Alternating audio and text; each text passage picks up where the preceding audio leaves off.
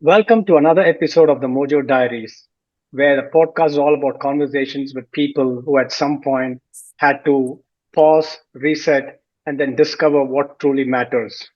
Today's guest is somebody I know professionally Mm. for over 30 years, Simran Bhasin. I first met Simran, at an iconic hotel in Bangalore way back when she had just graduated from college. And from there, from hospitality, she moved on to do an MBA at NATME and then successfully helped brands to scale such as Fastrack, Licious. And in between, she also had her own startup. And now today she is at the Boston Consulting Group. She was also recognized as a young business leader as part of ET 40 under 40. Um, what fascinates me more about Simran is her ability to keep growing without starting over. Simran, welcome to the Mojo Diaries. Thank you, Ram. Let's start, just going back to that day, uh, 30 years ago, fresh out of college, um, and the whole world, in front of you. At that time, what did success look like for you? And what did you get completely wrong? Well, you were the first person in the corporate world I ever interviewed with, Ram. So that day is still indelibly marked in my head. Uh, I don't think I had a long-term plan at that point. I was just out of college, and I had miserably failed in the CAT exam. So there was no hope of me getting into any of the IIMs. And I had also sort of recently sort of gone through a disappointment on the personal side. And a friend of mine had just pulled me in saying, look, let's get you out of your funk and get you a job. And to me, that was the most important thing, that I needed something to focus my energy on. So when that interview for the banquet manager on your team came, I didn't even know what a banquet manager did, but I knew I needed to get out of the house and get a job, right? So it was very, very immediate because my long-term view of doing an MBA and getting into the corporate world post an MBA didn't seem like it had panned out. Was panning out the way I had intended it to. Um, and when I look back now, what I did get wrong back then was that an IM, sort of certificate was the only thing that could lead to success, Mhm. right? Um, I did not get into the IMs, but when I look back now, the series of things that I did, the business school I did get into, the failures that happened along the way, uh, starting with the first failure of sort of not getting into an IM, I think really set me up for, the future, gave me this fire in the belly that made me want to go out and prove to everybody that, I can do it anyway. Wonderful. I mean, yeah, even I remember that day, but from there, you moved on from strength to strength. I mean, yes, you did finally do a MBA. You didn't get stuck in hospitality. And subsequently, you moved on to, scaling up so many iconic brands, right? And along the way, there were so many reinventions. You change industries, roles, business environments several times. Many people think of reinventing themselves when they're simply changing jobs. In your case, what's been the difference? Rather than changing jobs, how did you change? Was it careers or what in your thing was kind of changing to keeping up or learning things new? How did you see that? So, I think one thing that I've kept in mind is, go with the flow, and I think that's worked for me. Uh, as much as I wanted to plan everything out perfectly, I realized that sometimes opportunities came knocking in ways that, I hadn't imagined. And I have been sort of fortunate to have had a couple of opportunities and then had the presence of mind or the right set of advisors around me to say, take this opportunity, don't overthink it. And I think it started with my first job, Titan. I spent a bulk of my career there. Literally, as of today, the first 50% was spent with Titan post MBA. And even there, I had a fixed idea. I started as a management trainee in sales, and I wanted to continue to stay on in sales for the first couple of years, becoming an area sales manager, and was willing to be posted anywhere in the country. And then I got this opportunity to take on a, sales operations job, which wasn't what I intended to do, but it gave me an opportunity to, stay back in Bangalore, and not live a long distance marriage, right? Hmm. I took that a little hesitatingly. But, 1 year into that role, and because I was in the corporate office, when an opportunity in marketing came up to become assistant brand manager on Fastrack as one of the brands, I jumped at it because I knew long term I'd wanted to be a marketer, right? And then from then on, I think even within that role of fast track, it started off with watches. I got an opportunity then, and Titan create the right environment to give me the freedom to extend it into multiple categories. I got an opportunity to present, what would fast track look like if it went into retail. And then I asked at the end of that exercise that, look, this has been so exciting. Can I incubate retail within the marketing function and then run it? And I went step by step and I got that opportunity. So for the next 4 years, I was heading marketing and retail. So I got a chance to really, dirty my hands there and a lot of experimentation, and the freedom to be able to fail. Titan gave me the playground that I think was just what I needed. And I experimented with, I think, extending the brand into 10 different categories. Many of them failed along the smaller ones. Some of them succeeded, but I think, that made me really sort of come alive as a marketer and as a business leader. And I think for me, that's been one of the most defining, parts of my career. And of course, from then on, I went on to the startup side of the world and turned, entrepreneur myself. But Hmm. I think that time really set me up. And the comfort with failure that comes from experimentation taught me to develop this balance of trusting my gut, going with ideas, and then very quickly picking myself up when that idea didn't pan out. Mm. So you mentioned a couple of brands. So we'll get a little bit deeper, but I think one sidebar question is, and which episode are you being featured in the Titan Netflix story? Which episode are you featured? No, so I'm not featured in that story, but Well, I think uh, that's a bad move from whoever made it. But yeah. coming back to the brand, right? You did get to work with some of the big brands. So in your mind, what is the biggest mistake most brands make when they're trying to build a brand?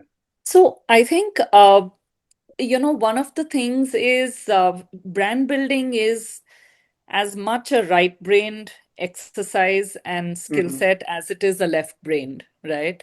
You have to be able to deliver business and you have to do it in a way that's really differentiated, right? Because it's a cluttered environment out there. There are 5,000 plus ads being served to consumers every day. How do you grab attention in that environment and how do you hold Mm. on to attention to be able to have the consumer recall you when they want to buy that product, right? And I think very specifically what most companies are wary of is finding a very sharp position on which to build their brand, right? Sharply positioned brands are the making of iconic brands, right?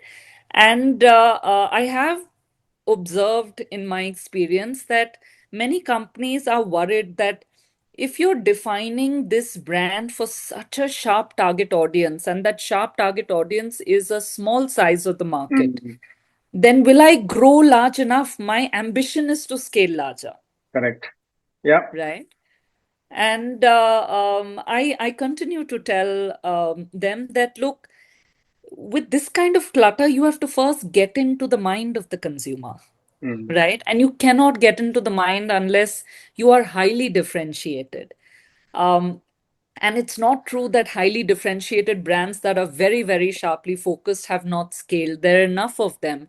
But once you get a foot in the door, then you have an opportunity to get that consumer coming back for newer product categories, newer experiences, newer collections in one particular category.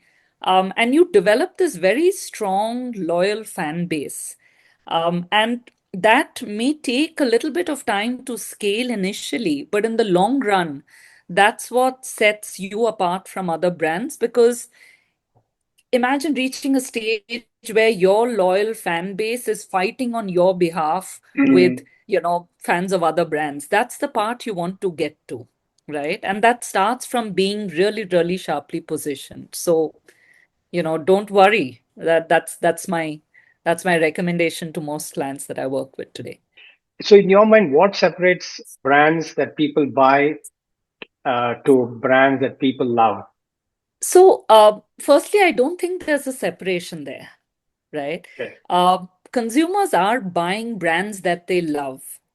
And over a period of time, as more and more brands enter any product category, the brands that stand the test of time are the brands that have managed to not just get their product value proposition right, whatever features the consumer wants, priced at the right price, but also deliver brand love, right?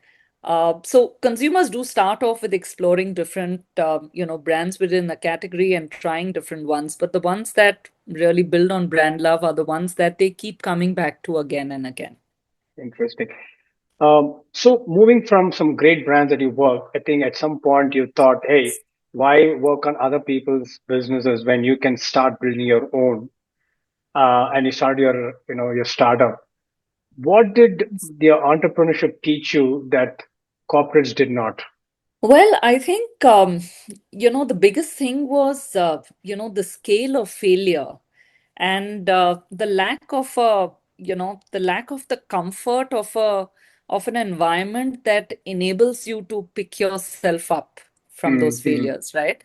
So if I look at my failures in the corporate world before that, they were smaller because you have teams along with you that help you identify these failures. So it's not just you. Um, and then there is a cushion to fall back on, right? And that cushion is, the budget the company has given you, the financial kitty, Mm-hmm. to run with newer ideas and newer experiments. The moment I became an entrepreneur, right? It's me and my co-founder, right? You can't really afford the kind of talent that one had and one can afford in the corporate world, and therefore it's far lonelier as a journey. You don't always take the right decisions, right? Mm, I think it takes a village to bring up a child, and brands and businesses are a lot like that. So you don't have the advantage of the village when you are an entrepreneur. And then when you do fail, you can't really, control the scale at which you fail. And then the financial cushion, your investors are not as forgiving as, let's say, your senior leadership in the corporate world. So you have to pick yourself up. You have to find a solution, financial or otherwise. In general, it's far lonelier and therefore far tougher to do than mm, in the corporate world. that's so true. So, as you moved on from these brands to this entrepreneurship, and of course, you started, newer challenges and you kept adapting. What was one aspect that surprised you the most while you were in this entrepreneurship? So I didn't think that we would be able to do so much in such a short period of time. I was really surprised at how, my co-founder and me were able to pull the strength of our relationships from the first 15, 16 years of our career to be able to create an ecosystem where doors opened up for us and an extended team of talent, would come in to help.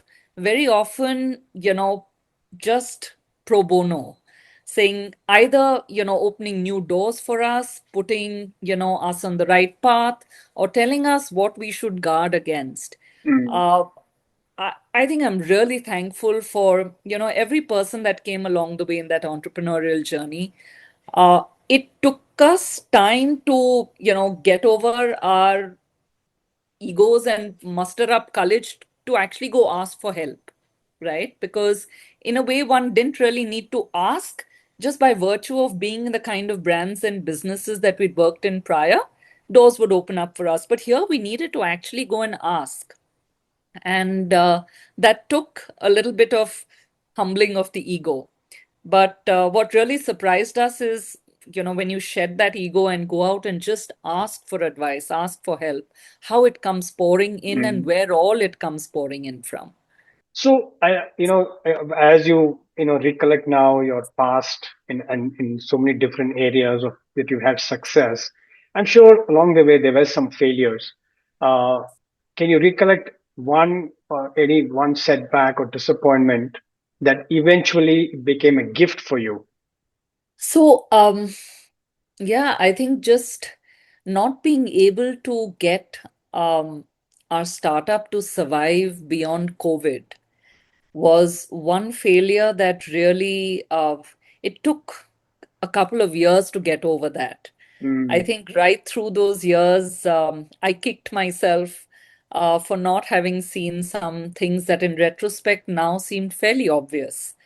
Um, and I think I've come out of that much stronger, wiser, and able to, I think, detach myself from failures far faster now. For me, it's important to continue learning, and what gives me, a kick is continuing to have a vertical learning curve no matter where I am, even today. And failure can prevent you from wanting to try new things and therefore learning new things. I've always enjoyed that, and I think for a while, for a couple of years, I stopped trying after I failed to keep brag alive beyond COVID. mm, Um, but as I got over it, I realized that I can let go of that failure, mm. and I'm back to experimenting again, and it's back to this exciting world of learning. And I think I found a wiser Simran through all of this to come back, where I don't let failure sit so heavily, on me any longer. That's amazing. I mean, the COVID was such a disaster for so many businesses, and I know many people who just couldn't deal with it even till today. And there are a lot of people who kind of said, "Hey, this is another stepping stone. How do I?" And I think you were, you rightly.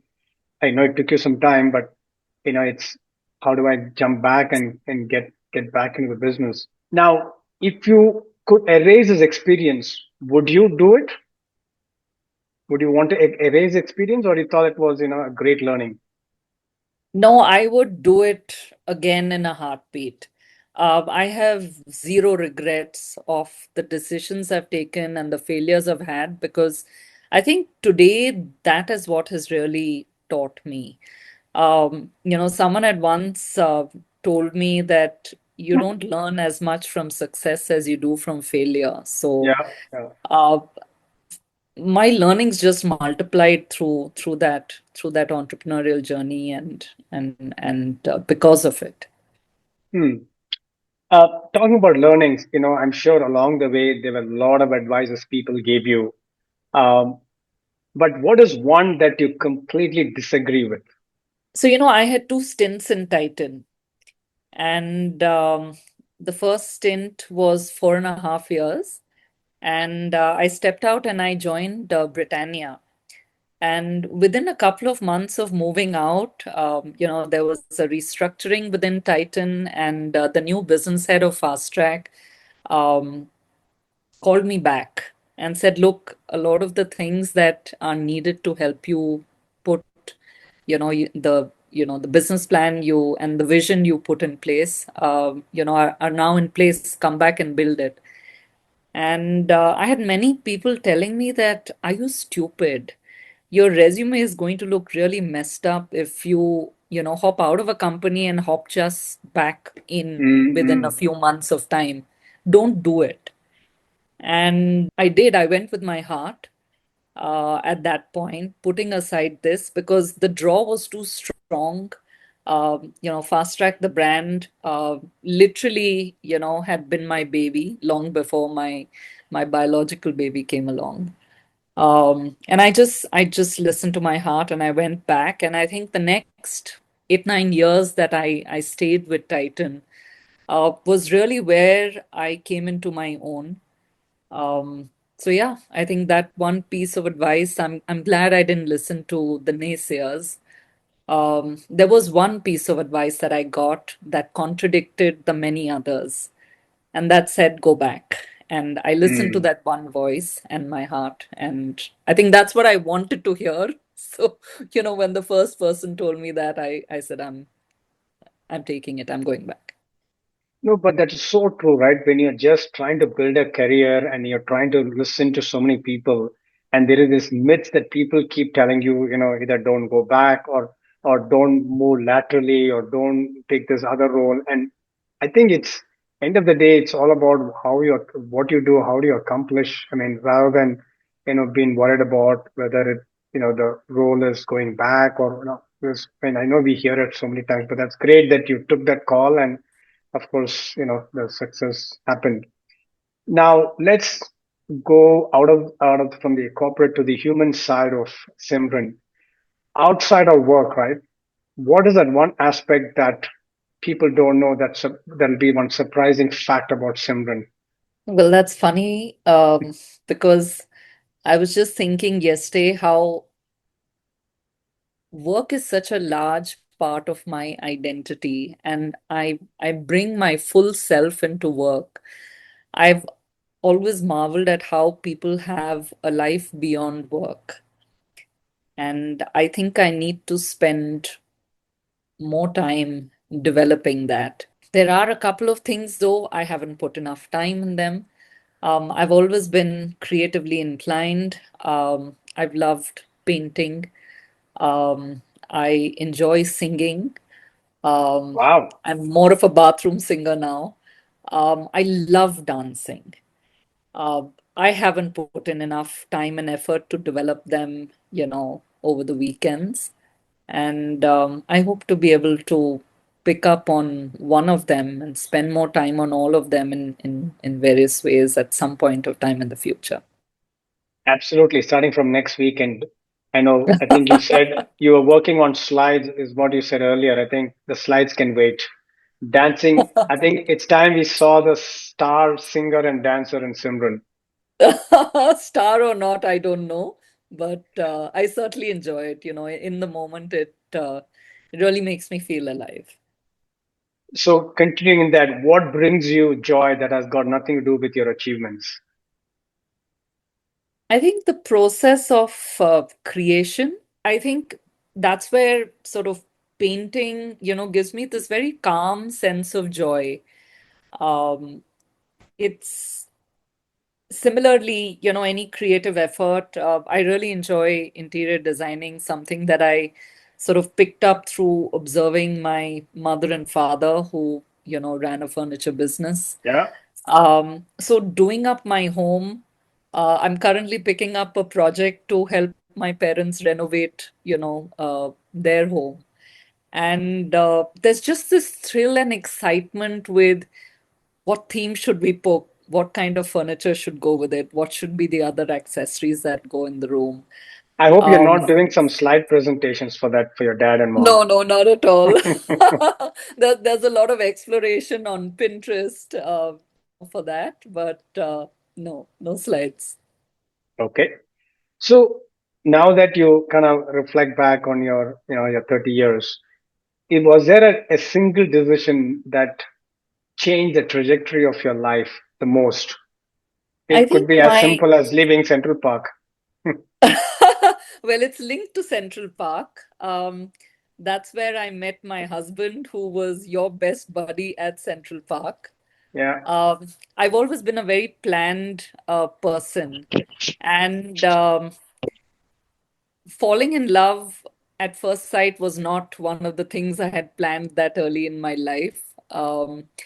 But yeah, I fell in love with Rahul Singh and I gave in. He's sort of completely not just complimented me in, the way our personalities are, but he's been a huge influence in helping shape me to, a wiser, a little more balanced. I'm a work in progress, and develop some calmer sides of me. Again, caveat work in progress. He may disagree with some of this, but yeah, the single biggest sort of change in my life and impact. This is a signature question that I have. If you could write a short letter to Simran of 15 years ago, what would you want her to know? I would want her to know that it's okay to let go of control sometimes, that things will pan out, that she's put in the effort and she doesn't need to lose sleep over what the outcome will be. The outcome will always be what's best for her at that stage in her life. And sometimes that means failure, and that I should learn how to roll with the punches a little earlier than I did do.